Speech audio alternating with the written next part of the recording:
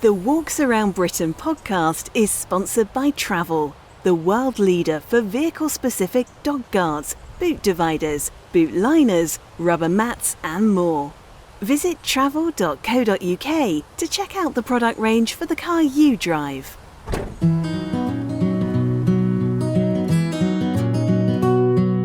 On the 35th edition of the Walks Around Britain podcast, we find out the favourite walks in the county of Cumbria from the Cumbrian Rambler, Beth Pipe. And travel TV presenter Alex Outhwaite tells us about her career and her love of walking.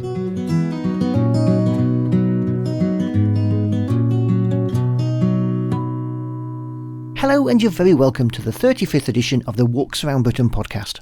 I'm Andrew White and I'm your walking guide through the next 30 minutes of outdoor and walking chat here on the podcast. Many of us have a favourite part of Great Britain to go walking. Sometimes that's a fair way away and the place to yearn for a holiday in. But for others, it's the place where they live and work. And that's very much the case for writer and broadcaster Beth Pipe. So much so that she's probably better known to many on social media by her handle, Cumbrian Rambler. I chatted to her just as she was preparing for her radio programme, and just after she'd had a bit of an accident. Beth, thanks for joining us on the podcast today. Yeah, you're welcome. Thanks for inviting me. Have you got anything else that you need to be doing recently? Time-wise? Yes. Today, just work, really. Have you inhibited your mobility at all recently?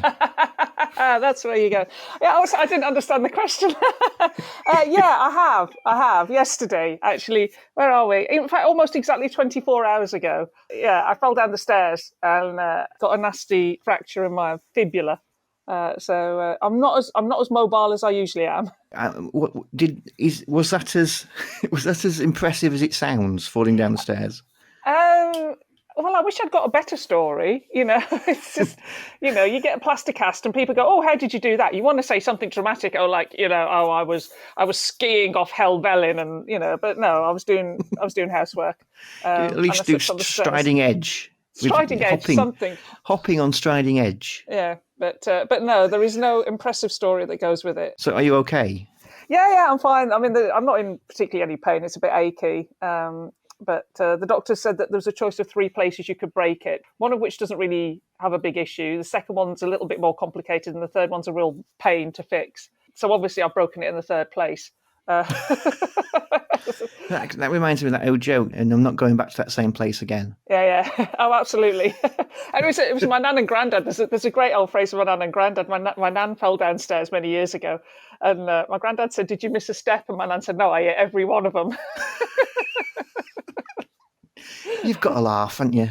Well, you have. I mean, literally this morning, I'm set up to work, but I've Googled, because I'm a knitter. I love knitting, and I found a pattern for a toe cozy. So that's this evening's work sorted. I'm going to be knitting a toe cozy. I'm just in the does it need a pom pom or not mindset at the moment, because if I can't walk anyway and I've got to keep my foot elevated, I might as well put a pom pom on it. I reckon. You might as well. I might as well. My nan taught me to do knitting, which was quite an achievement for a left-hander. Ah, yes. But I don't know if I could probably, it's one of those things that, like riding a bike, I think if I had it in front of me, it'll probably come back. But straight, I know knit one, purl one comes to mind.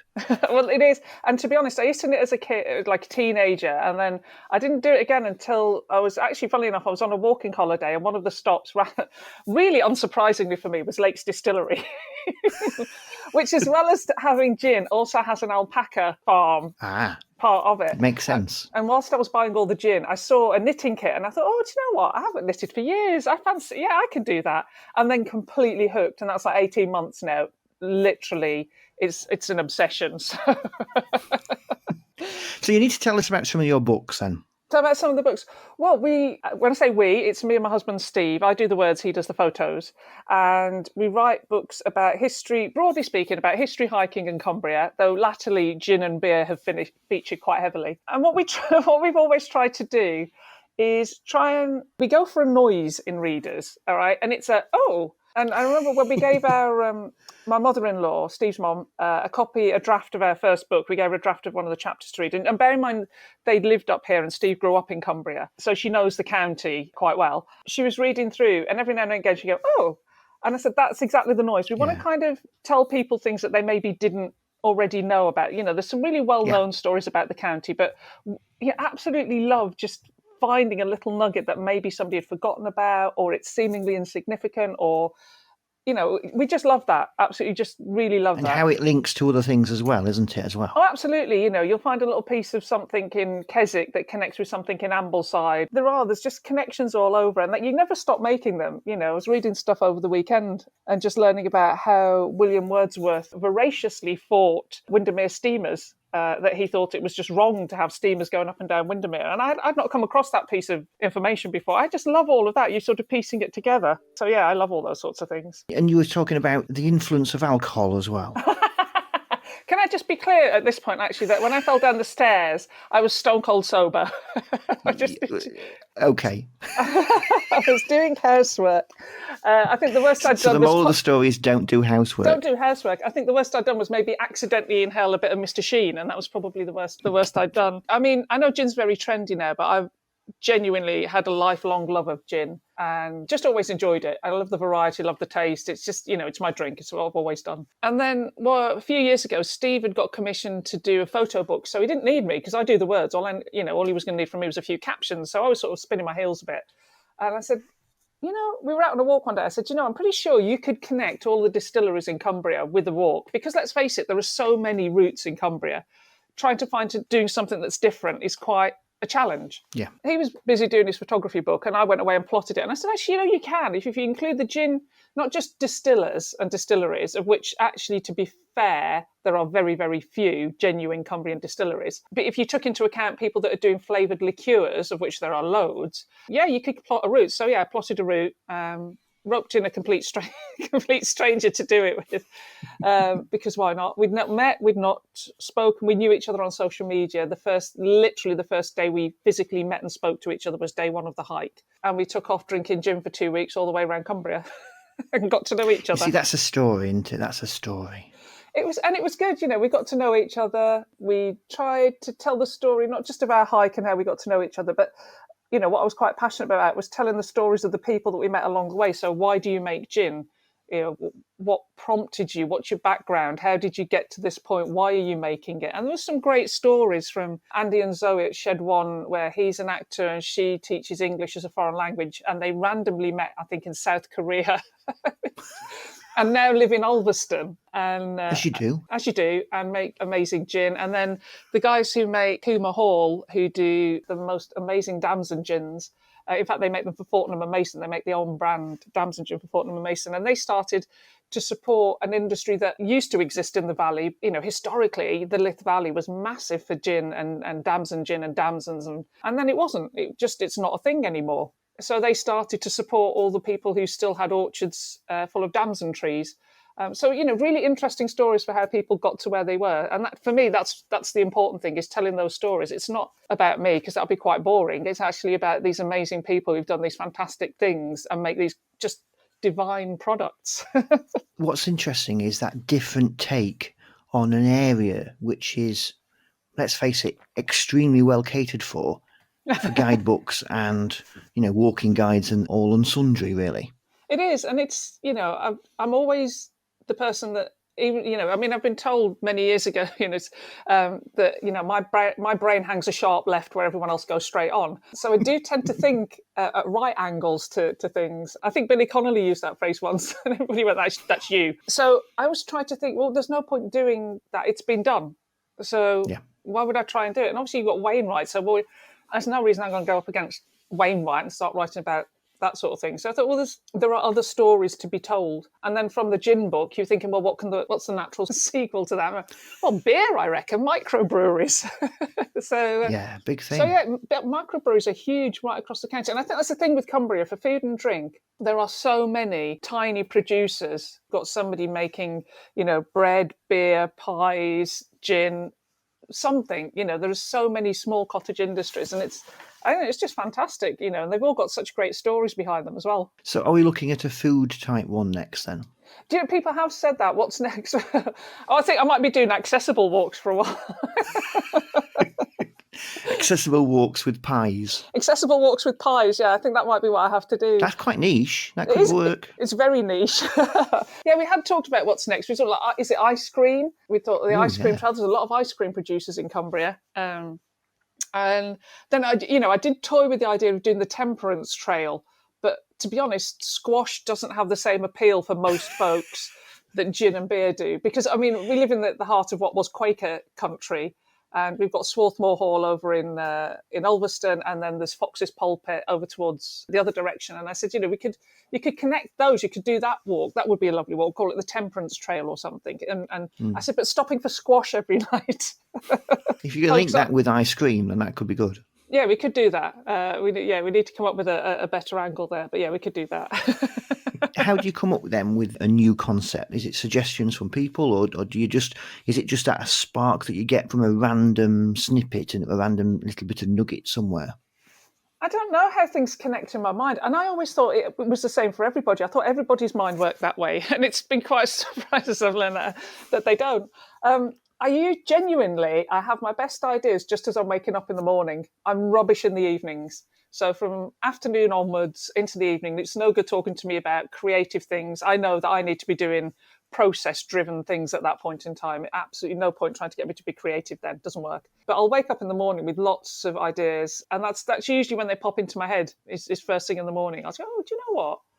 Or maybe when we're on a hike and, when you're hiking, you're just sort of looking around, but me and Steve, if you're hiking with somebody you know really well, we're not talking all the time. We're walking along, but often in amicable silence. We're quite happy. We're just enjoying each other's company. Exactly. Yeah. So, and that's where my brain's sort of off. But I've never been able to switch my brain off. My brain does not have an off switch. I merely have to switch activities. We might be walking along in silence, but my brain's still sort of, whizzing along and thinking, what, and what, So finding something going off. Yeah. It just has to, otherwise it goes off and finds mischief on its own. So I have to keep it occupied. So this is going to be a bit like Bullseye now, because I'm going to ask you to tell me about some great, it's a long-winded link, this. Oh, go on. I'm going to ask you to tell me about some great walks in your neck of the woods, which of course you can't do at the moment. So here's what you could have won. Here's what I could have won. I think we should do like easy, medium and hard. I think that would be quite good. So that's a favourite easy. The shores of the lakes are kind of overdone. I mean, they're good. I'm not knocking them. They're lovely. Where could you go for a nice... Well, I'll tell you where we had a lovely walk, actually, just the other weekend. It was up at Gillsland, which most people don't even go. And I'm a big fan of the east of the county because people don't go there. But Gillsland is literally right up in the top right-hand corner of Cumbria. And we just did a lovely walk along the River Irthing, just picked up a bit of Hadrian's Wall path. But if you look at an OS map, you can just get off and drop down and make circular routes along there. And as soon as you drop off Hadrian's Wall path, it's really, really quiet. And, I was putting some of the images on social media and people absolutely loved them. So many questions. Where is that? It's amazing. Where's this? Yeah. And there are these fantastic walks in the east of the county, which people, I think, definitely need to go visit and do more of. Lots of people go straight through the east, don't they? They do. They come off the M6 and turn left. Nobody ever gets off the M6 and turns right. And, you've got the Eden Valley, you've got bits of the Loon down at the bottom. You've got the Eden Valley going all the way up. You've got places like the Irthing. Just gorgeous. But I think it's giving people the confidence to go off and say, actually go to this place. It's really lovely. And again, that's kind of like say what we do. We just try and find the places. And it's saying that I often say, which is if we go where everyone else has gone, we'll see what everyone else has seen. And I don't want to do that. I want to see different things. And I always think that we have, joking apart with the word at the moment, but I always said that we have accessible adventures. And what I mean by that is that I love reading the mountaineers and people who've done like phenomenal, amazing things, people who've had these epic journeys. But I said, actually, what we do, pretty much anybody could do with a bit of planning. It's not, we're having adventures that anybody else could repeat. It's not, you're reading something about, oh my God, I'd love to do that, but I never could. Actually, what we do, you could walk what we do. It's not that out of the ballpark. That's brilliant. And that's the sort of thing that I love, is that sense of anyone can do this. Yeah, absolutely. And it is, and it's just getting that across and just saying, have the confidence, be adventure smart, take precautions. If you're not used to it, do it gradually, do it gently, and obviously be respectful. But actually, you can do it. You can do it. So, all right. So that was my easy. So tootling around the Irving. Our medium, do you know what? I'm going to go medium, but with a twist. So it's a popular walk, and I'm going to stay in the east of the county, but Hike Up Nick is a great, great walk, but you have to do Hike Up Nick with a twist to make it medium. Right. So you do Hike Up Nick, you park up at Dufton, you go all the way up Hike Up Nick's really straightforward path. I'm sure you've done it. It's not a tricky route at all. But when you get to the top, come back down, there's a path that drops down the screes in the middle at the top. And it's a little bit challenging at the top. You're going to take it steady, but you can drop down the screes and go right into the middle of the valley at Hike Up Nick. And that is phenomenal.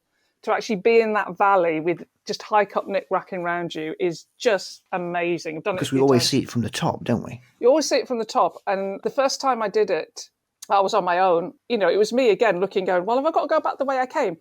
Oh, I reckon there's a footpath marked down through the screes, peering over the edge. Yeah, I could do that. But again, just taking it, you know, I'm well kitted out. I've got the right boots. I've got the right kit. I know my limits, and I know if I take it slowly, I can do it. And I went back and took Steve. I went, you've got to do this walk. It's amazing. But yeah, coming back down through the middle of Hike Up Nick is phenomenal. And if you go in August, September, if you do that route, you have to walk back along a tiny little country lane back into Dufton. The slows along that route are the best in the county. Wow. So I'm back on the gin theme again, I know. Yeah, I see a recurring pattern here. And then I suppose the hard route, I do have to go with genuinely my absolute favourite route in Cumbria, which is going up Holswell Ridge onto Blencathra, because I don't think you can beat that. It's just, for me, the finest. You know, I've done Sharp Edge, I've done Striding Edge, I've done Swirl Edge, done all the edges, and they're fine in themselves. But actually, Holswell Ridge, the views are just spectacular all the way through. It's a very pleasing hike scramble. You should really only do it if you've got a head for heights. As I found out, I had a friend who said, yeah, come on, Beth, take us on a really adventurous hike. And they were ultra runners, so I knew they were fit. I had no issues there. And I went, oh, come on, I'll take them up Holswell Ridge. They're super fit. We'll be fine. They didn't have a head for heights, it turns out. So we had to take it slowly at the top. It's knowing your limits. Knowing your limits. But they said, oh, we want an adventure. And they loved it with hindsight. But one of them did get a bit shaky towards the top. But it is a cracking route. How can we find out more about what you do? You can find me, I'm on social media as @Cumbrian Rambler. Sometimes it's easy, you know, I think that it's easy to tell people how not to find me because it's hard to escape me most of the time. So like I'm everywhere. I'm working on the premise that there are 4 people who don't know who you are on this podcast. Do you know who I am? Oh, my days. No, you can find me @Cumbrian Rambler on social media, on Facebook, Instagram, Twitter. I tend to do a lot of stuff. I've got a newsletter that people can sign up for, The Nosy Hiker. That's well worth it. Thank you. I was literally, because that came because somebody one day said, are you an amateur historian? And I went, no, I'm a nosy hiker. And I went, oh, I quite like that phrase. I'm going to keep that. Keep it. Keep it. It's mine. And obviously now I do radio shows as well for Lake District Radio, which was again just you can listen to online. How can we do that? Literally just find Lake District Radio. There's an app in the Apple Store, there's an app in Google Play, or you can literally just find us via a link. Beth, it's been lovely to talk to you. No, thank you. It's been an absolute pleasure. Thank you for letting me ramble on. You're very welcome.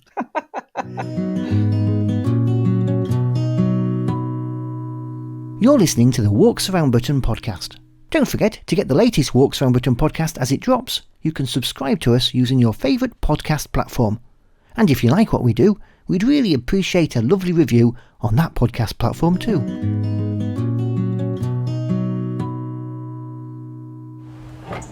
The Walks Around Britain podcast is brought to you by Travel, the world-leading manufacturer and retailer of vehicle-specific dog guards, boot dividers, boot liners, rubber mats and more. Adding Travel products enables you to get out and enjoy walking adventures with friends, family and dogs, so that everybody enjoys the journey. Travel offers the best fit guarantee of any brand when purchasing direct through their website, or your money back. Visit travel.co.uk to see the product range available for the car you drive.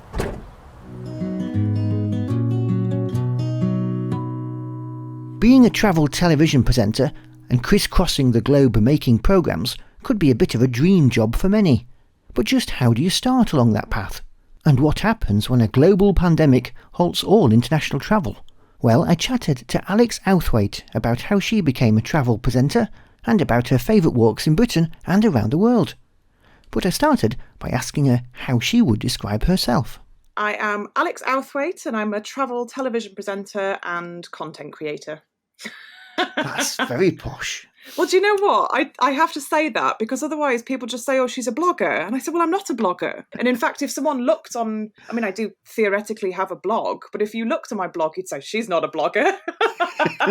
There's many other people who can do blogging to a higher level, I suppose. Exactly. The blog is just there because occasionally I'll be off filming for someone and they'll say, oh, do you mind putting a quick article up on your blog? So it's just as an addition, really. But yeah, it's the TV side, obviously, that I'm focusing on. Tell us about what sort of things that you do then. So I've been working in travel for probably maybe about 8 years now. It was always something that I loved doing, right from earning my first paycheck when I was about 14, 15, I think. I was teaching swimming, and it was travel that I'd always saved up for.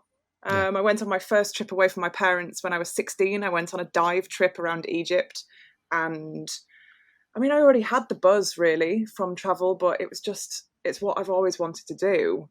I've been fortunate enough, like I said, probably over the past 8 years to turn it into a career now. And I have to be a bit of a jack of all trades, to be honest. I do videos on YouTube. I present television shows which are broadcast in about 30 countries now. And of course, in this industry, we've got to have a bit of a social media presence as well. So I feel like I'm trying to do about 10 people's jobs, to be honest. So the travel presenting, how did that sort of take off? It's a bit of an interesting story, really. My degree was in marketing. I think people always presume that I'm going to say I've got a journalism degree, but now I just market myself, I suppose. But it actually started after I'd won a competition. So I entered a cooking competition, which was judged by John Turode from MasterChef. Oh, yes. And it was to promote British herbs. This is a very random story. But I recreated a dish that I'd actually learned in Vietnam, but then using British herbs. And I won the competition. I'm definitely not a chef, but I do like my food. And at the time, a company called Travel XP, who were based out of Mumbai, were looking for essentially a model presenter that knew how to cook. And I thought, well, I tick those boxes. And I sent over my show reel. I had some presenting examples, but not huge jobs, just little jobs here and there. And I got a call the next day from the company, and they said they were impressed by my show reel and they liked the competition that I'd done. And I presumed I was going to be added onto some kind of shortlist, but this was a call to tell me that they liked me and they wanted me to offer me the job. So within a week and a half, I was applying for visas for India. They'd sent me over flight details. So it was very much thrown in at the deep end, to be honest, with my television presenting career. So what kind of programmes did you end up presenting? So the first show that I presented was a travel and food show. So the concept was I was visiting India for the first time, and I was meeting generally quite old people who are passionate about protecting the culture and heritage of the food in different states. So we went to about 15 or 16 states around India, and I had the chance to meet Maharajas. I met Naga Hill tribes, conservationists, restaurant owners, and together we recreated these forgotten dishes. So recipes that people perhaps aren't cooking anymore because they're too difficult or the ingredients are hard to get hold of. And I felt like I had the opportunity that just isn't available to the general public. Some of the people that I met and the stories that I'd learned on the way were just absolutely fantastic. And that's quite a unique experience, isn't it? And to be able to share that with viewers all around the world was quite amazing. Yeah, exactly. I mean, not only was it a unique experience for me, but I've actually had feedback from people watching the shows, even in India, who have said that we've managed to kind of unearth stories that they hadn't heard before. And we were covering regions of India that just aren't known quite as much. Of course, people know, Agra and the Taj Mahal and places like that. But in terms of the northeastern states, Meghalaya, Nagaland, even Bihar, they're just not really publicised so much. They don't have the big tourist infrastructure, and we were able to tell some different stories because of that. And the ability to go to different parts of the world and tell those different stories and visit those parts that few people have ever seen, that's a big part of what you do. It is really. I've kind of carved out a bit of a niche for myself in visiting lesser known destinations. I mean, I've filmed shows in Kashmir, Uzbekistan. A lot of my YouTube videos are from El Salvador. And I'm passionate about that. I'm passionate about telling these stories that maybe otherwise won't get told, and just meeting people on the way. I mean, I'm not saying that I don't like to stay in a luxury hotel. Of course, we all do. But I actually think that by by exploring some of the more rural areas and visiting the local markets, that's where you're really going to find out about a country. You're not going to learn about it from staying in a Hilton somewhere. And the ability to stay for a certain length of time also puts you a difference to other people. That's true. But that's because I'm freelance. It's a sacrifice that I've made. Of course, freelance means month to month your paycheck is maybe up and down. But I love the flexibility. I love being able to travel at the drop of a hat, and like you said, stay for a while in a place. I don't always have a fixed schedule, which means that maybe I've decided I'll arrive somewhere on one day, and it turns out I really like it, and I can stay a few weeks. And having that flexibility is amazing. I wouldn't give that up. Now, in the current crisis, it's very difficult to travel anywhere, let alone internationally. How have you coped with that, and how do you think the travel industry is going to cope with it in the long term? Well, I mean, it's been difficult for everybody, of course. And I feel very fortunate that my health and my family's health is good. But of course, in terms of work, it's completely changed the past few months for me. I had some incredible trips planned. Actually, I was due to be filming in Ethiopia, which has been on my bucket list for a long time. Going to be in Finland, filming at the Northern Lights. So quite a few projects I was really excited about. Obviously, all of them have either been cancelled, a couple have been postponed, fingers crossed. And I'm just hoping, though, that when we're able to start travelling again, I think it's maybe going to change the way that some people travel, because there's been a tendency over the past few years. People rush to places and they just want to get that Instagram shot, don't they? Certainly some people. Yeah. And I think maybe it's going to encourage us to look at slower travel, maybe immerse ourselves more in cultures, learn about the way of life a little bit, and have more meaningful interactions with people and local people. I'm hoping maybe people will prove me wrong and they'll just rush straight back to the all-inclusives. I also think it's maybe going to open up doors for tourism in some slightly different regions. For example, Georgia, of course, was one of the first countries to start allowing tourists back in. And they're using it as an opportunity to rebrand themselves almost and become more of a sought-after tourist destination. Now, there's lots of places around the world getting into the walking and hiking areas. What sorts of favourite places have you got around the world to go walking? I've actually done quite a lot of walking around Central America. Once again, a lot of kind of Central American countries, El Salvador, Honduras, they are equally rebranding themselves, and they actually have some of the most incredible landscapes without all of the crowds, without all these tourist crowds. I've actually done quite a lot of volcano hikes, certainly in El Salvador and Honduras, and just some of the most magnificent scenery. It really, really is. And friendly people as well, which always helps. Yeah. So getting to these places could be more expensive in the future. Any sort of places that you know more closer to home? Where have I walked recently closer to home? Am I allowed to talk about around the UK? Yes, definitely. I'm a big fan of the Northeast. It's where I grew up. So I grew up in York, and my family are now on the East Coast near Flamborough. And there are some of the most magnificent walks there. I like going to Malham Cove. I love walking there. That's something that I used to do with my family quite a lot when I was a child.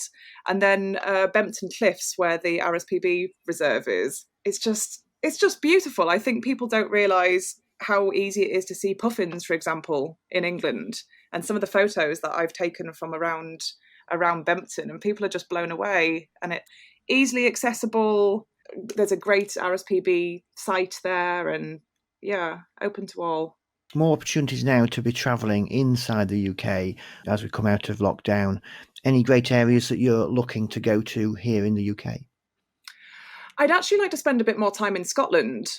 I used to go a lot with my family when I was younger, but as an adult, it's somewhere that I actually haven't explored as much as I should have, really. I've got very fond memories of the Isle of Skye, which is just beautiful, and I'd really like to go back again. And I actually think that it would be a great opportunity for filming, because there's certain areas in the UK that are always highlighted on travel shows and on vlogs, and I think there are plenty of lesser known areas within the UK, aren't there, that that viewers and listeners abroad would be interested in. In fact, I've filmed on the Isle of Wight and Guernsey, actually, and on YouTube, they're some of my most popular vlogs from around the UK, and people saying, I didn't realise that Guernsey looked like this. I didn't realise that the Isle of Wight had such beautiful countryside. And maybe we're all a little bit guilty of not exploring closer to home. I certainly am. I'm always looking at going abroad, and the UK is just so stunning, and I should take advantage, certainly if we keep up with this nice weather. Well, I've always thought that we ought to be doing some things together, so maybe a Scotland trip could be something we should do. Yeah, definitely. Certainly up in the Highlands. Your people should talk to my people then. Agreed. Alex, many thanks for coming on the podcast. Thank you so much for having me.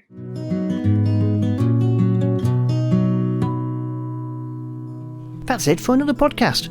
Don't forget there's walking inspiration 24/7 on our Netflix for Walking subscription website, Walks Around Britain Plus. Visit our website for a 7-day free trial. And if you'd like to suggest a topic or would just like to comment about anything, then by all means send us an email. podcast@walksaroundbritain.co.uk is the address. And don't forget you can follow us on social media. You'll find us on Twitter, Facebook, Insta, Pinterest and YouTube. Until next time, thanks for listening and happy walking.